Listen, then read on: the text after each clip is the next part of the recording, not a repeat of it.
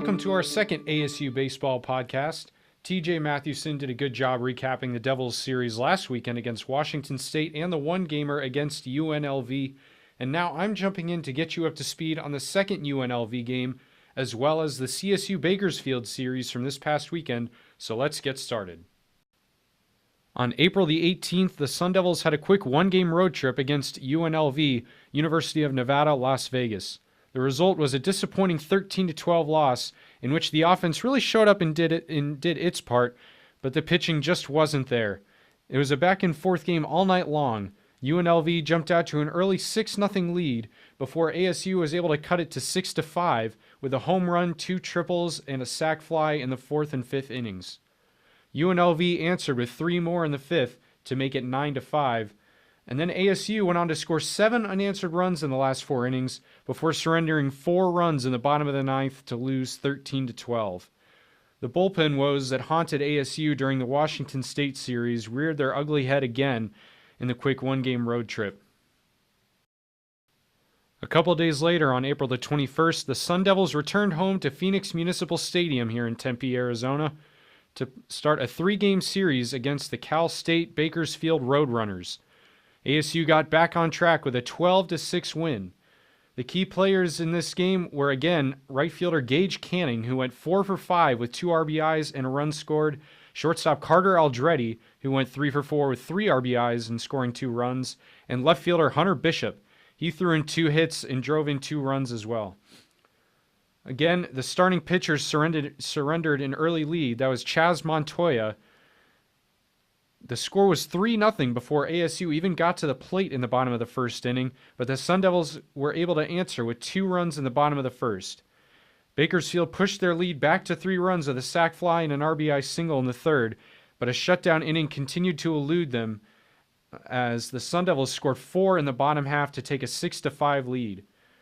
The Roadrunners tied it in the 5th, scoring a run off a wild pitch, but that was all they could muster as ASU scored 6 more in the 5th and the 7th innings and won by a convincing final score of 12-6. Chaz Montoya did really well. He got the win, improving to 4-2 on the season, pitching 6 innings, giving up 6 runs, 5 of them earned on 11 hits, 3 walks, and 2 strikeouts.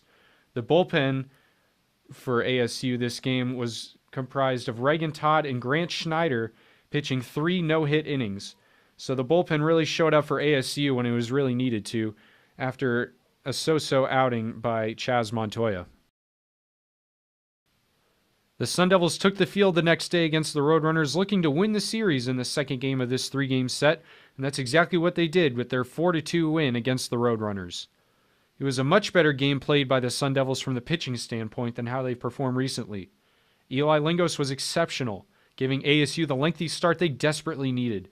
He threw 7 2/3 innings of 2-run ball, only giving up runs on an RBI groundout in the top of the 3rd and an RBI single in the 4th. Only one of those runs were earned. ASU scored all 4 runs in the bottom of the 5th on RBI singles by Tyler Williams and Jeremy McEwen, followed up by a 2-run home run by Gage Canning, the offensive star of the week for ASU. Gage Canning continued his offensive tear, throwing out 3 more hits, driving in 2, and scoring a run. Carter Aldretti had another multi-hit game, and Tyler Williams went 1 for 2 with an RBI and a run scored. After Eli Lingos turned in his outing, Connor Higgins slammed the door shut with 1.1 innings pitched, only giving up a hit and a strikeout. ASU was going for the sweep in the 3rd game of the set, but their luck just ran out in the final game against Bakersfield, as starting pitcher Eder Rivas turned in a so-so outing, giving up 4 runs in 5 innings, and the bullpen gave up 4 more in the last 4 innings. Gage Canning continued to be a menace at the plate with another 3-hit game, but ASU's offense fell just short as they had to settle for the series win, losing on Sunday 8-6. ASU now stands at 5-10 in the Pac-12 and 18-20 overall, good for 9th in the conference.